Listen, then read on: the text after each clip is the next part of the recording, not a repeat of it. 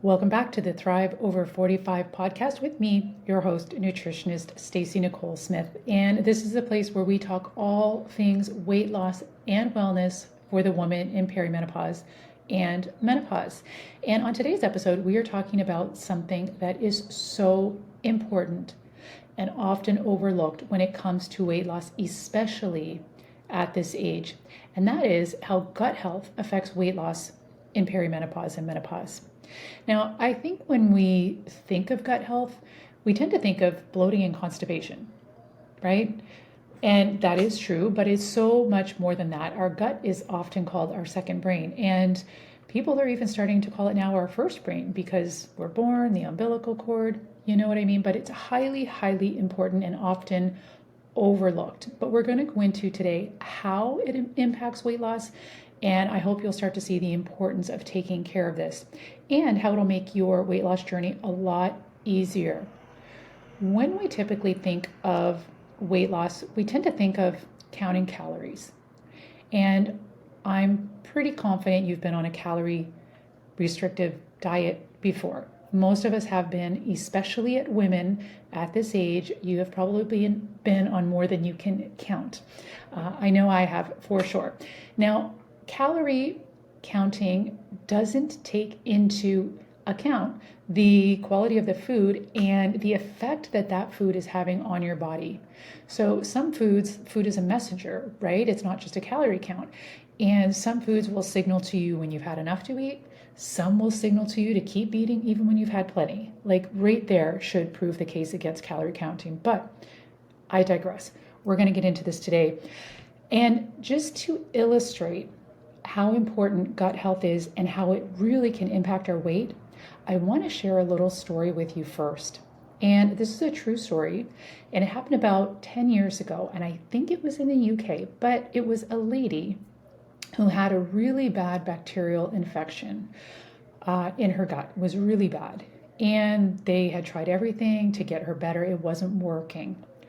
So what they did was a fecal transplant, and it's not as crazy as it sounds. They happen a lot. Fecal transplants are a thing.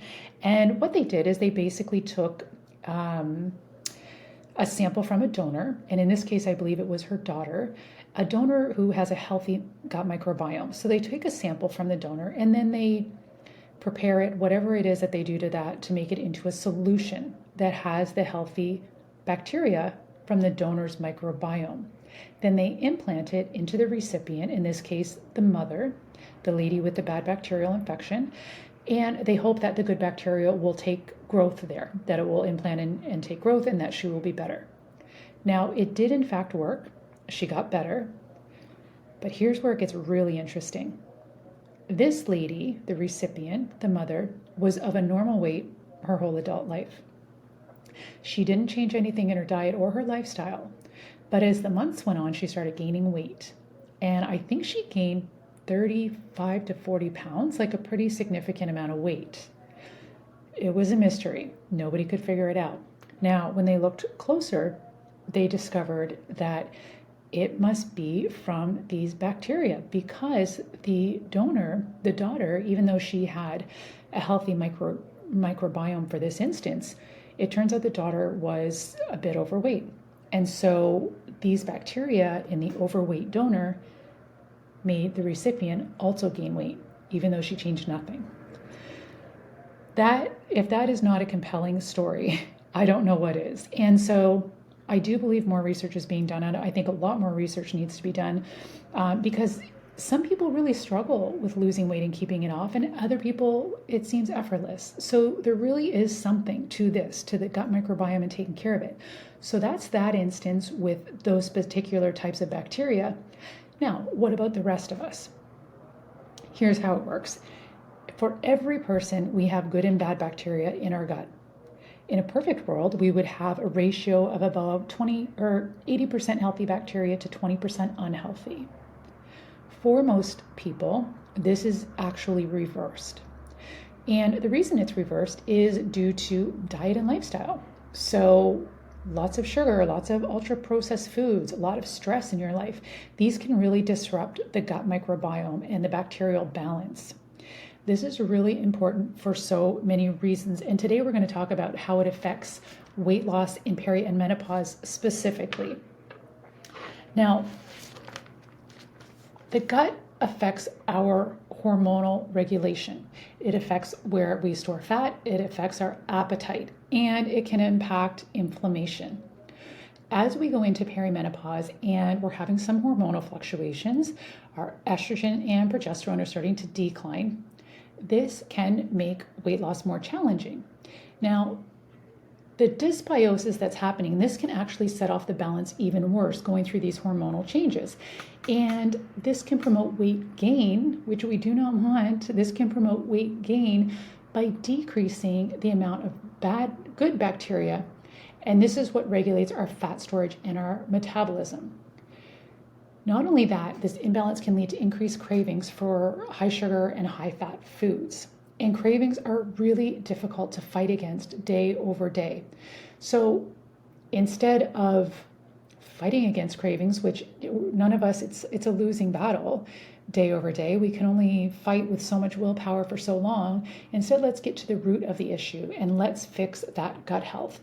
Now, our gut bacteria influences our metabolism. And in the simplest form, it breaks down our food and extracts the energy. And this means that we're getting the nutrients that we need from our food when we are not breaking down that food properly. So it's not even just what you eat, it's what you absorb.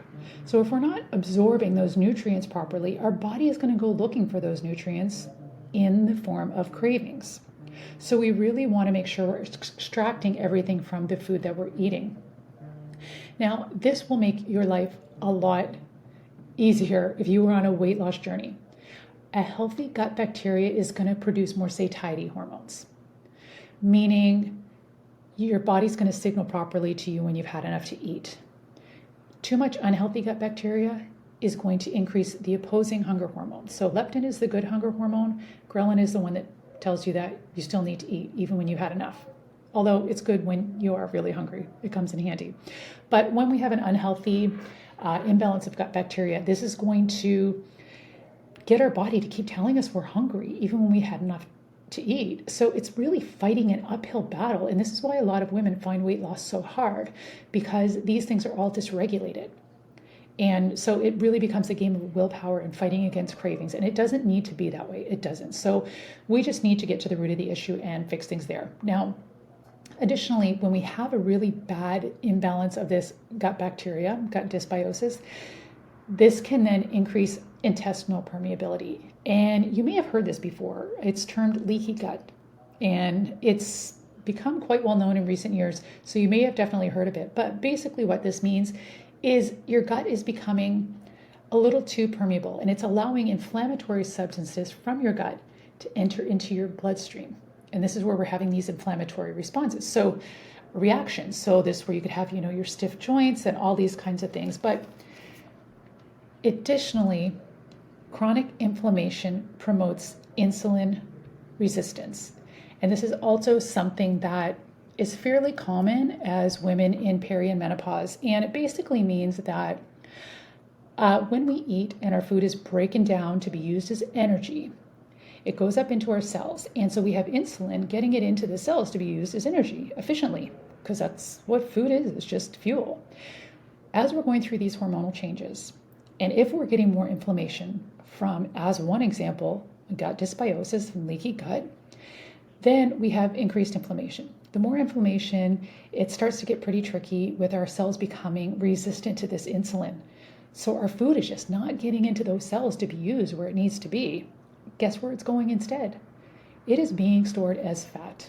And this is why maybe it's yourself, or you've heard another woman in your life say, I don't understand what's happening. I haven't changed anything. And suddenly I'm gaining all this weight. Well, this is the thing. Your body is just not utilizing everything as efficiently. So even though the food might be the same, your body's not using it the same. So instead of dropping your calories lower and lower, we say, okay, well, how can I get my body to be efficient again at uptaking my food as energy? So that would be in the form of insulin sensitivity. Now, the gut microbiome also influences how our body processes glucose.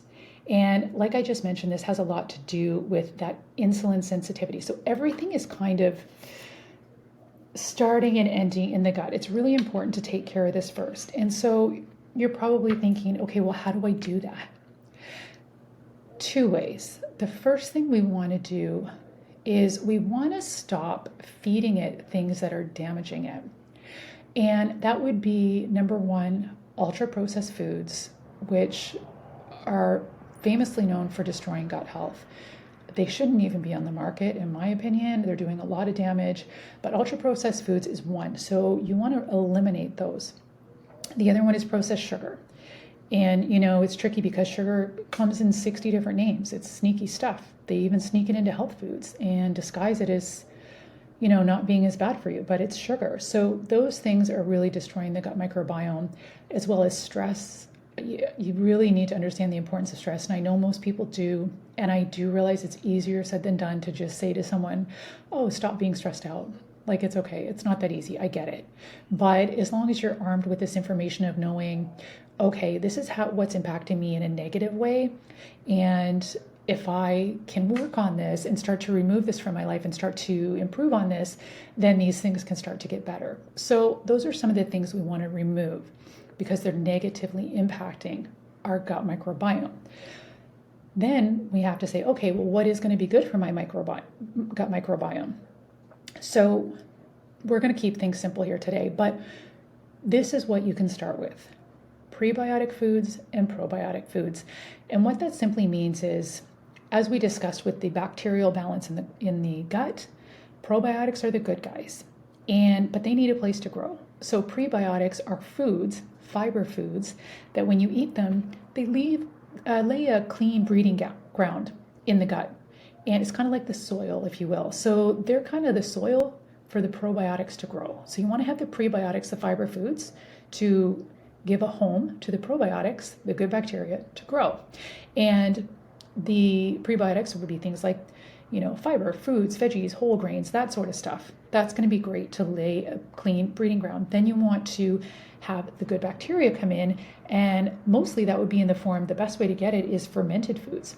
So these would be things like, miso, kimchi, sauerkraut, tempeh, fermented coconut yogurt. And I say coconut yogurt on purpose because a lot of people will think that your Greek yogurt is fermented, and it is, but especially at this age, dairy can have a real big inflammatory response on the body as well. And inflammation at this age, which we are more sensitive to, can create a whole host of other problems, including insulin resistance. So I hope I didn't make that more confusing than it needed to be. In the most basic sense, we want to have a healthy balance of gut bacteria. When we have this, it is going to make your weight loss journey a heck of a lot easier because it's going to help you with food cravings and it's going to help you with appetite regulation. It's also going to lead into other things. As we mentioned in the beginning, constipation and bloating. Gosh, if 80% of women probably have these issues, it's so common.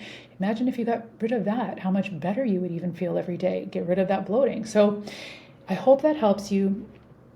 And I hope that you can start to look at food in a new way and look at it as the messenger that it is, instead of being simply a calorie count.